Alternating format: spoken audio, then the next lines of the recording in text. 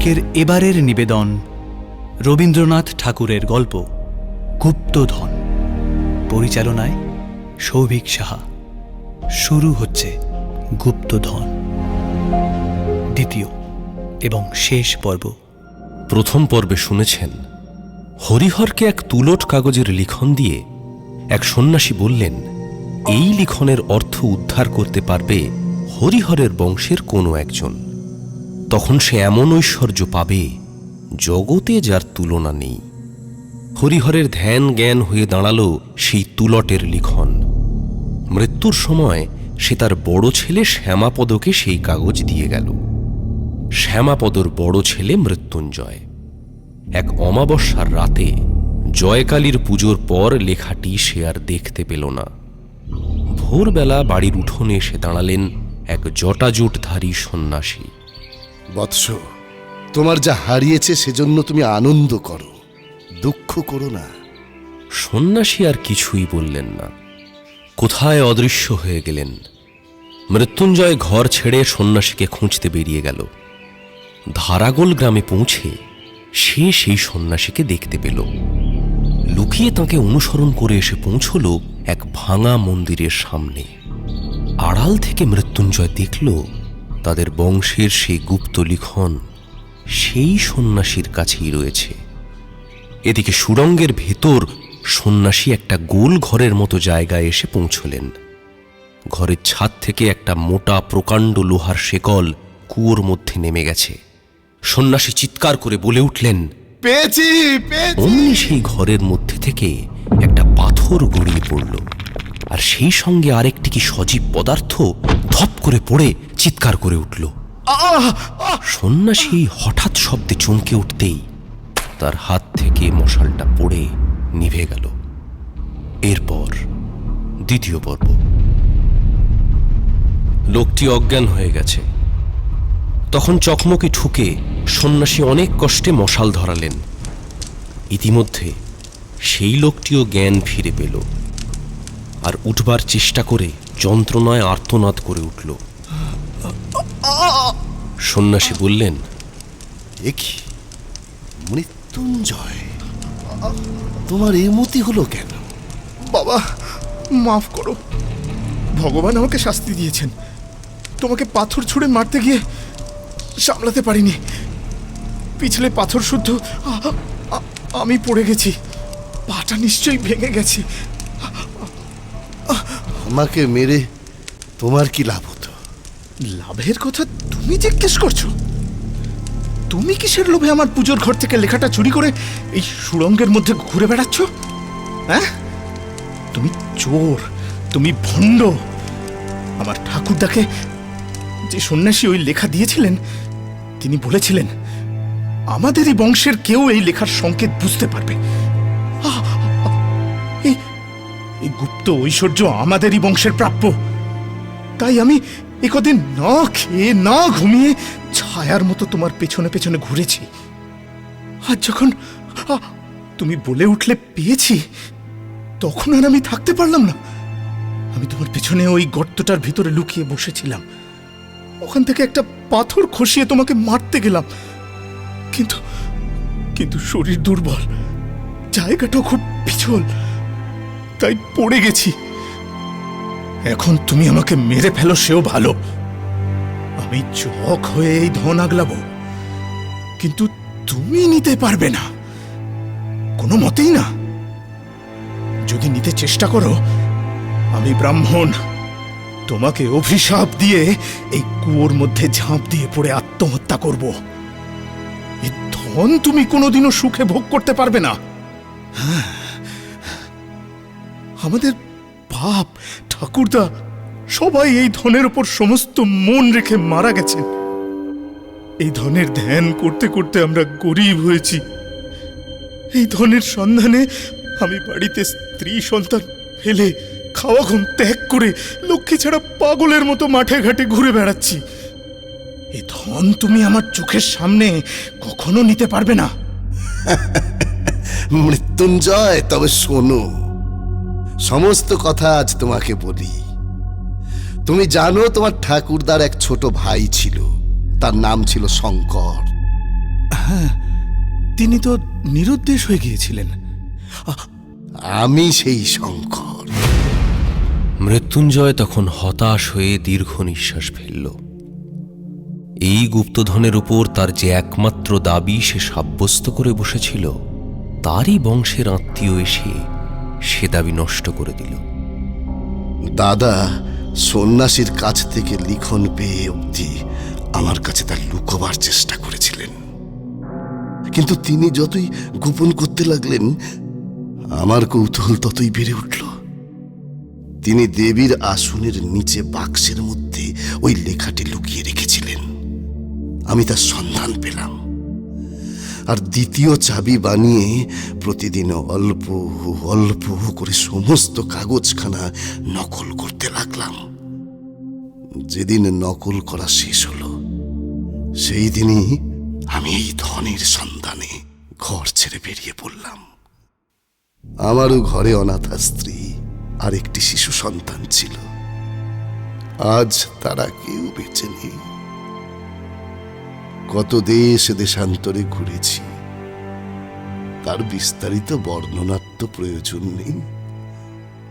সন্ন্যাসীর দেয়াই লিখন, নিশ্চয়ই কোনো সন্ন্যাসী আমাকে বুঝিয়ে দিতে পারবেন। এই মনে করে অনেক সন্ন্যাসীর আমি সেবা করেছি। অনেক ভণ্ড সন্ন্যাসী আমার ওই কাগজের খোঁজ পেয়ে তা চুরি করবারও চেষ্টা করেছে। এইভাবে কত বছরের পর বছর কেটে গেছে। আমার মনে এক মুহূর্তের জন্য সুখ ছিল না, শান্তি ছিল না। অবশেষে পূর্বজন্মের পুণ্যের বলে কুমায়ুন পর্বতে বাবা স্বরূপানন্দ স্বামীর সঙ্গ পেলাম। তিনি আমাকে বললেন, বাবা, তৃষ্ণা দূর করো, তাহা হইলেই বিশ্বব্যাপী অক্ষয় সম্পদ আপনি তোমাকে ধরা দেবে। তিনি আমার মনের দাহ জুড়িয়ে দিলেন। তার প্রসাদে আকাশের আলো আর ধরণীর শ্যামলতা আমার কাছে রাজ সম্পদ হয়ে উঠল। একদিন পর্বতের পাথরের নিচে শীতের সায়ান্নে পরমহংস বাবার ধুনির আগুনে আমার কাগজখানা সমর্পণ করলাম। বাবা অল্প একটু হাসলেন। সে হাসির অর্থ তখন বুঝিনি, আজ বুঝেছি। নিশ্চয়ই মনে মনে তিনি বলেছিলেন, কাগজখানা ছাই করে ফেলা সহজ, কিন্তু বাসনা বাসনা তো এত সহজে ছাই হয় না। কাগজখানার যখন কোনো চিহ্ন রইল না, তখন আমার মনের চারিদিক থেকে একটা নাগপাশ বন্ধন যেন খুলে গেল। মুক্তির অপূর্ব আনন্দে আমার চিত্ত পরিপূর্ণ হয়ে উঠল। আমি মনে করলাম, এখন থেকে আমার তো আর কোনো ভয় নেই। আমি জগতে তো কিছুই চাই না। এর কিছুদিন পর পরমহংস বাবার সঙ্গচ্যুত হলাম। তাকে অনেক খুঁজলাম, অনেক, কোথাও তার দেখা পেলাম না। আমি তখন সন্ন্যাসী হয়ে নিরাসক্ত চিত্তে ঘুরে বেড়াতে লাগলাম। অনেক বছর কেটে গেল, সেই লিখনের কথা প্রায় ভুলেই গেলাম। এমন সময় একদিন এই ধারাগোলের বনের মধ্যে এসে একটি ভাঙা মন্দিরের মধ্যে আশ্রয় নিলাম। দু একদিন থাকতে থাকতে দেখলাম মন্দিরের ভিতে স্থানে স্থানে নানা প্রকার চিহ্ন আঁকা আছে।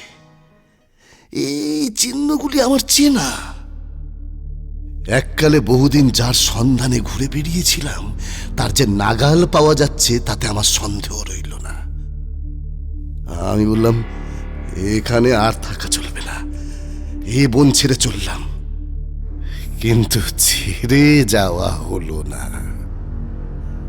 মনে হলো দেখাই যাক না কি আছে। কৌতূহল কৌতূহল একেবারে নিবৃত্ত করে যাওয়াই ভালো। চিহ্নগুলো নিয়ে অনেক চিন্তা করলাম, কোনো ফল হলো না। বারবার মনে হতে লাগলো, কেন সে কাগজখানা পুড়িয়ে ফেলেছিলাম? রাখলেই বা ক্ষতি কি ছিল? তখন আবার আমার গ্রামে আমি ফিরে গেলাম।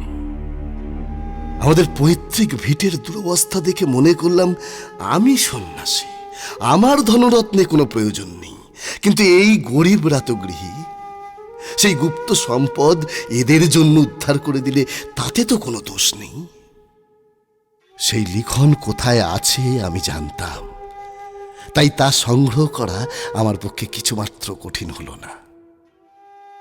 তারপরে একটি বছর ধরে এই কাগজখানা নিয়ে এই নির্জন বনের মধ্যে গণনা করেছি আর সন্ধান করেছি। মনে আর কোনো চিন্তা ছিল না। বারবার যত বাধা পেতে লাগলাম ততই আগ্রহ আরো বেড়ে চলল। উন্মত্তের মতো দিন রাত এই নিয়ে পড়ে রইলাম। ইতিমধ্যে কখন তুমি আমায় অনুসরণ করেছো তা জানতেও পারিনি। আমি স্বাভাবিক অবস্থায় থাকলে তুমি কখনোই নিজেকে আমার কাছে গোপন রাখতে পারতে না, কিন্তু আমি তন্ময় হয়েছিলাম। বাইরের ঘটনা আমার দৃষ্টি আকর্ষণ করত না। তারপরে যা খুঁজছিলাম আজ এই মাত্র তা আবিষ্কার করেছি। এখানে যা আছে পৃথিবীতে কোনো রাজেশ্বরের ভাণ্ডারেও এত ধন নেই। আর একটি মাত্র সংকেত ভেদ করলেই সেই ধন পাওয়া যাবে। এই সংকেতটি সবচেয়ে কঠিন, কিন্তু এই সংকেতও আমি মনে মনে ভেদ করেছি। সেই জন্যই পেয়েছি বলে মনের উল্লাসে চিৎকার করে উঠেছিলাম। যদি ইচ্ছে করি তবে আর এক দণ্ডের মধ্যে সেই স্বর্ণ মাণিক্যের ভাণ্ডারের মাঝখানে গিয়ে আমি দাঁড়াতে পারি। মৃত্যুঞ্জয় শঙ্করের পা জড়িয়ে ধরে বলল, তুমি তো সন্ন্যাসী, তোমার তো ধনের কোনো প্রয়োজন নেই। আমাকে সেই ভাণ্ডারের মধ্যে নিয়ে চলো, আমাকে বঞ্চিত করো না। আজ আমার শেষ বন্ধন মুক্ত হয়েছে। তুমি ওই যে পাথর ফেলে আমাকে মারবার জন্য উদ্যত হয়েছিলে, তার আঘাত আমার শরীরে লাগেনি, তা আমার মোহের আবরণকে ভেদ করেছে। তৃষ্ণার করাল মূর্তি আজ আমি নিজের চোখে দেখলাম। আমার গুরুর নিগুড় প্রশান্ত হাসি এতদিন পরে আমার অন্তরের মঙ্গল দ্বীপে আলো জ্বালিয়ে তুলল। মৃত্যুঞ্জয় শঙ্করের পা ধরে আবার কাতরভাবে বলল, তুমি মুক্ত পুরুষ, আমি মুক্ত নই, আমি মুক্তি চাই না। আমাকে এই ঐশ্বর্য থেকে বঞ্চিত করতে পারবে না। না না, আমাকে নিয়ে চলো। বৎস, তবে তুমি তোমার এই লিখনটি নাও। যদি ধন খুঁজে নিতে পারো তবে নিও। এই বলে তাঁর লাঠি ও লিখনপত্র মৃত্যুঞ্জয়ের কাছে রেখে সন্ন্যাসী চলে গেলেন। আমাকে দয়া করো, আমাকে ফেলে যেও না, আমাকে দেখিয়ে দাও। কোনো উত্তর পেল না। তখন মৃত্যুঞ্জয় লাঠির উপর ভর দিয়ে হাতড়িয়ে সুড়ঙ্গ থেকে বেরোতে চেষ্টা করল, কিন্তু পথ অত্যন্ত জটিল, গোলক ধাঁধার মতো। বারবার বাধা পেতে লাগল। অবশেষে ঘুরে ঘুরে ক্লান্ত হয়ে এক জায়গায় শুয়ে পড়ল এবং ঘুম আসতে দেরি হল না। ঘুম থেকে যখন জাগল তখন রাত কি দিন কি কত বেলা তা জানবার কোনো উপায় ছিল না। কি ভীষণ খিদে পেয়েছে। আচ্ছা, চাদরের কোণে মুড়ি বাঁধা ছিল না? হ্যাঁ, ছিল তো। মৃত্যুঞ্জয় চাদর থেকে চিড়ে খুলে নিয়ে খেল। তারপর আর একবার হাতড়িয়ে সুড়ঙ্গ থেকে বাইরে যাবার পথ খুঁজতে লাগলো। নানা জায়গায় বাধা পেয়ে বসে পড়ল। তখন চিৎকার করে ডাকল, ওগো সন্ন্যাসী, তুমি কোথায়? সন্ন্যাসী! তার সেই ডাক সুড়ঙ্গের সমস্ত শাখা প্রশাখা থেকে বারবার প্রতিধ্বনিত হতে লাগলো। ওগো সন্ন্যাসী, তুমি কোথায়? একটু দূর থেকে উত্তর এলো, আমি তোমার কাছেই আছি।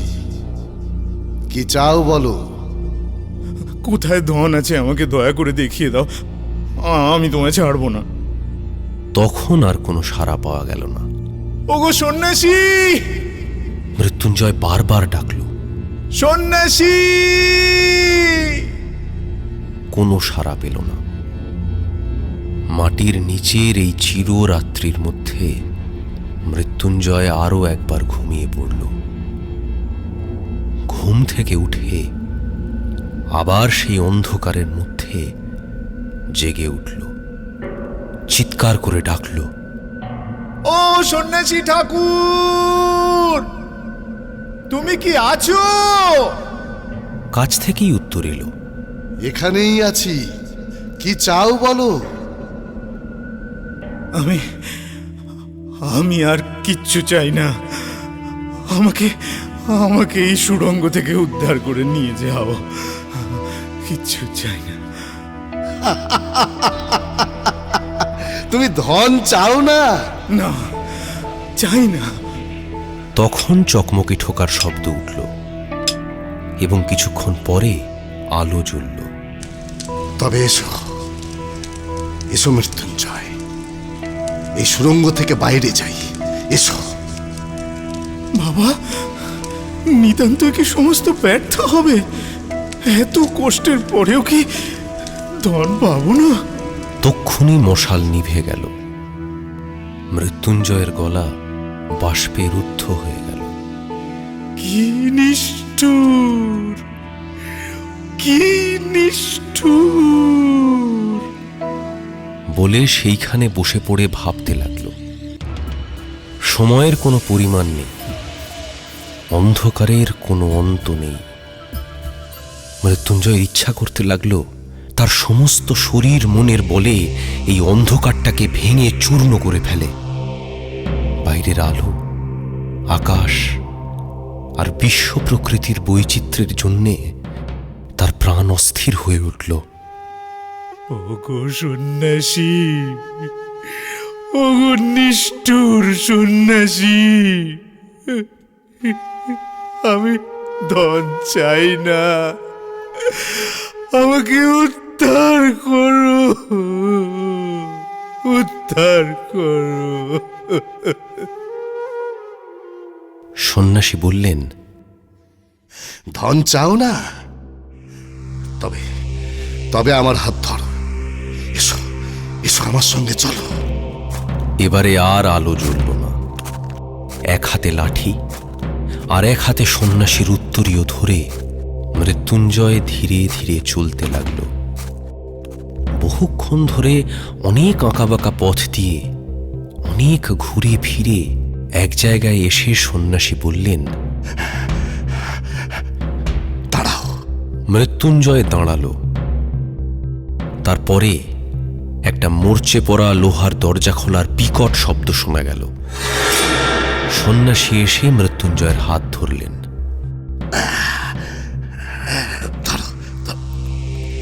এসো। মৃত্যুঞ্জয় এগিয়ে এসে যেন একটা ঘরে ঢুকল। তখন আবার চকমকি ঠোকার শব্দ শোনা গেল। কিছুক্ষণ পরে যখন মশাল জ্বলে উঠল, তখন এক আশ্চর্য দৃশ্য। চারিদিকে দেওয়ালের গায়ে মোটা মোটা সোনার পাত থরে থরে সাজানো। মৃত্যুঞ্জয়ের চোখ দুটো জ্বলতে লাগলো। সে পাগলের মতো বলে উঠল, এই সোনা আমার, এই সোনা আমার, আমি কোনো মতেই ফেলে যেতে পারবো না। এই সোনা আমার, আমার, আমার। না না না, আমি যাবো না, আমি ফেলে যেতে পারবো না। আচ্ছা, না না, পারবো না, যাবো না, আমার সব আমার। ফেলে যাবে না, ঠিক আছে, ফেলে যেও না। এই মশাল রইল, আর এই ছাতু চিড়ে আর বড় এক ঘটি জল রেখে গেলাম। দেখতে দেখতে সন্ন্যাসী বের হয়ে গেলেন, আর এই সোনার ভাণ্ডারের লোহার দরজা বন্ধ হয়ে গেল। মৃত্যুঞ্জয় বারবার করে এই সোনার রাশি ছুঁয়ে ছুঁয়ে ঘরময় ঘুরে ঘুরে বেড়াতে লাগলো।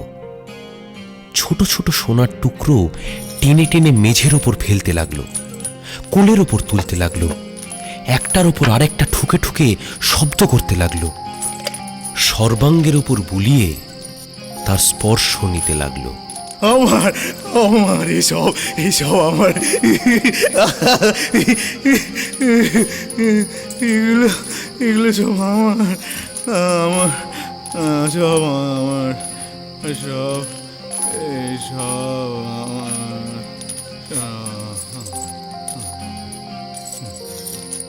অবশেষে শ্রান্ত হয়ে সোনার পাত বিছিয়ে তার উপর শুয়ে ঘুমিয়ে পড়ল।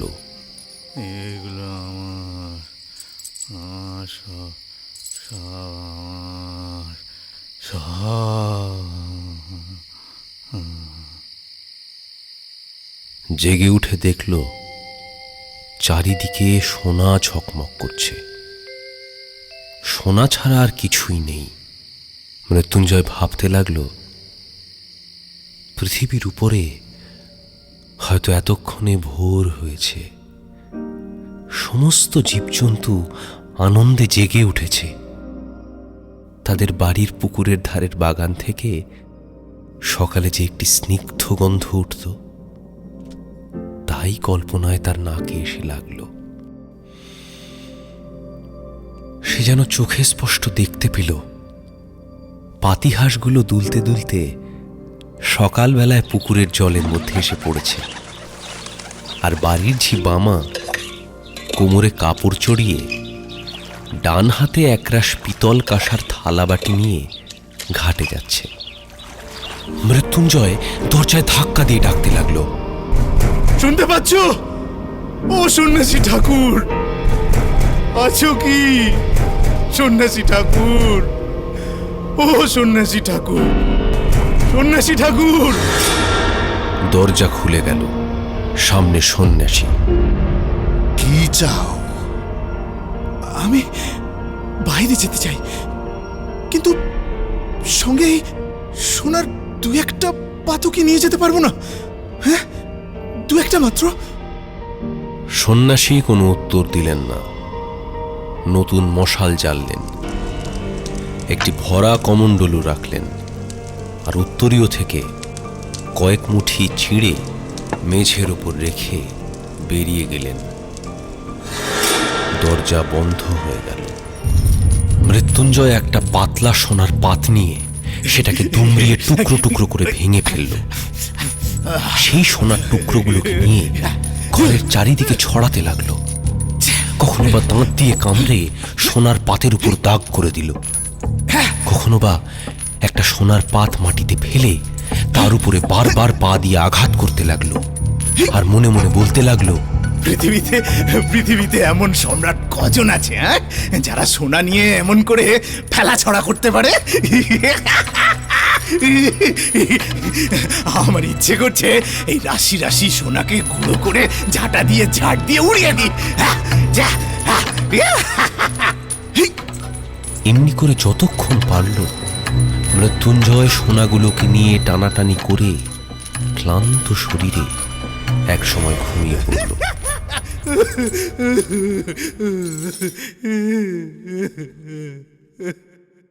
ঘুম থেকে উঠে সে আবার তার চারিদিকে সেই সোনার স্তূপ দেখতে লাগলো।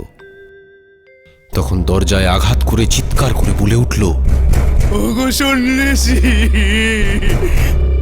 আমি শোনা চাই না, শোনা চাই না, আমি শোনা চাই না, চাই না, সন্ন্যাসী।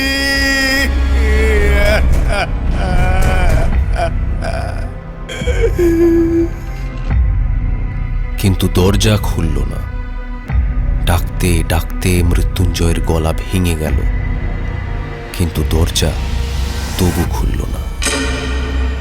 এক একটা সোনার পিণ্ড নিয়ে দরজার উপর ছুঁড়ে ছুঁড়ে মারতে লাগলো। কোনো ফল হলো না। মৃত্যুঞ্জয়ের বুক দমে গেল।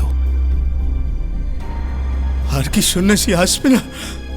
এই সোনার কারাগারের মধ্যে তিলে তিলে একটু একটু করে শুকিয়ে মরতে হবে। তখন সোনাগুলোকে দেখে তার ভয় হতে লাগল। নিঃশব্দ বিভীষিকার মতো ওই সোনার স্তূপ তার চারিদিকে স্থির হয়ে রয়েছে। তার মধ্যে স্পন্দন নেই, পরিবর্তন নেই।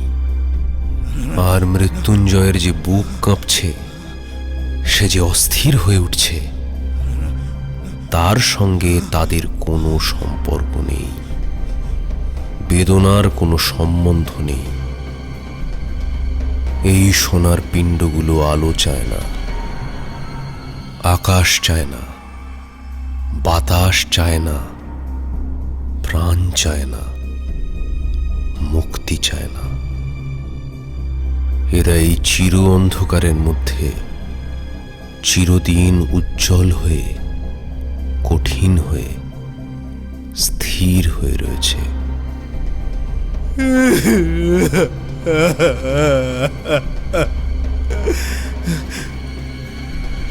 আচ্ছা, পৃথিবীতে কি এখন সন্ধে হয়ে এসেছে? আহা, সেই গোধূলির সোনা, যে সোনা কেবল একটুখানির জন্য চোখ জুড়িয়ে অন্ধকারের প্রান্তে কেঁদে বিদায় নিয়ে চলে যায়।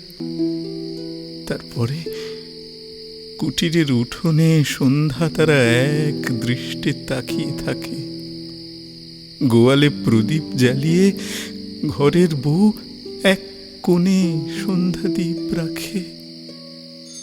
মন্দিরে আরতির ঘণ্টা বেজে ওঠে। গ্রামের ঘরের অতি সামান্য, অতি তুচ্ছ ব্যাপারও আজ মৃত্যুঞ্জয়ের কল্পনার চোখে উজ্জ্বল হয়ে উঠল।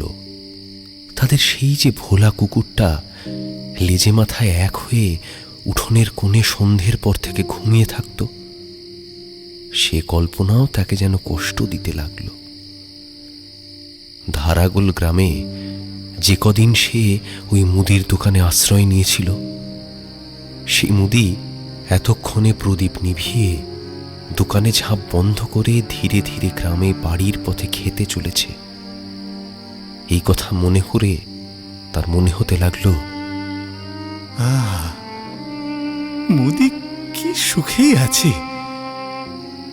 আজ কি বার কে জানে? যদি রবিবার হয় তবে এতক্ষণে হাটের লোক যে যার নিজের বাড়ি ফিরছে।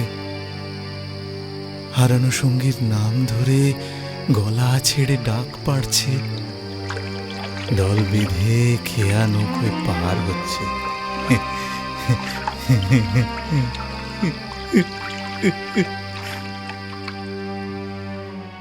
মাটির উপরে এই বিচিত্র বিরাট চিরচঞ্চল জীবনযাত্রার মধ্যে তুচ্ছতম দীনতম হয়ে নিজের জীবন মিশিয়ে দেবার জন্য মাটির শতস্তর ভেদ করে লোকালয়ের আহ্বান তার কাছে এসে পৌঁছতে লাগল।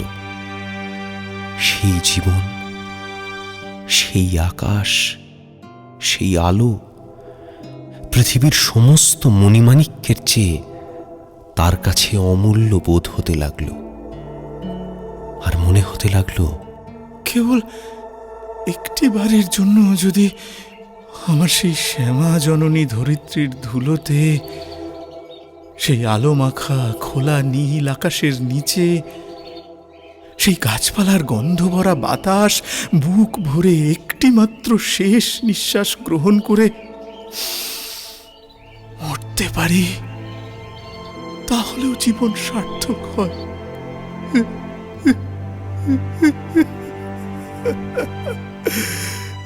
এমন সময় দরজা খুলে গেল। সন্ন্যাসী ঘরে ঢুকলেন। মৃত্যুঞ্জয়, কি চাও? আমি আর কিছু চাই না। আমি এই সুড়ঙ্গ থেকে, এই অন্ধকার থেকে, এই গোলক ধাঁধা থেকে, এই সোনার কারণ থেকে বাইরে যেতে চাই। আমি আলো চাই, আকাশ চাই, মুক্তি চাই। ওগো সন্ন্যাসী, মুক্তি চাই।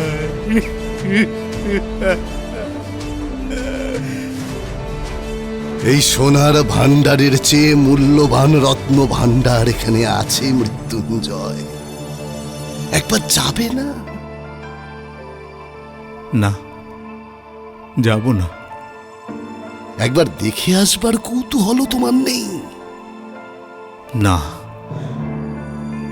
আমি দেখতেও চাই না।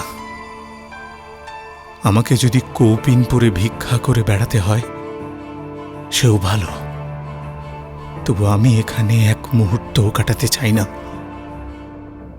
আচ্ছা, তবে এসো মৃত্যুঞ্জয়, এসো। মৃত্যুঞ্জয়ের হাত ধরে সন্ন্যাসী তাকে সেই গভীর কূপের সামনে নিয়ে গেলেন। তার হাতে সেই লিখনপত্র তুলে দিলেন। এবার বলো, এখানে নিয়ে তুমি কি করবে? মৃত্যুঞ্জয় সে পত্রখানি টুকরো টুকরো করে ছিঁড়ে কুয়োর মধ্যে ফেলে দিল।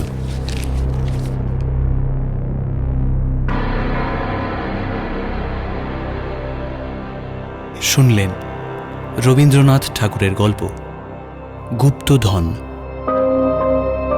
দ্বিতীয় এবং শেষ পর্ব। প্রযোজনা শান্তনু চ্যাটার্জি। মৃত্যুঞ্জয় চরিত্রে দেবব্রত ব্যানার্জি, শঙ্কর অম্লান মজুমদার। গল্প পাঠে অনুজয় চট্টোপাধ্যায়, মুদি কৌশিক শীল। প্রথম সন্ন্যাসী পার্থপ্রতিম ব্যানার্জি। গল্পের সূত্রধার সবুজ বর্ধন। শব্দগ্রহণ সুরজিৎ গাঙ্গুলি। আবহ ও শব্দ নিয়ন্ত্রণ গোপাল দাস। পোস্টার সৌরভ মিত্র। গল্পের অডিও রূপান্তর হরিহরের চরিত্রে এবং পরিচালনায় সৌভিক সাহা। গল্পটি লেখকের কল্পনাপ্রসূত। বাস্তবের সঙ্গে কোনো মিল থেকে থাকলে তা একেবারেই অনিচ্ছাকৃত এবং কাকতালীয়। এই অডিও পরিবেশনা শুধুমাত্র মনোরঞ্জনের জন্য।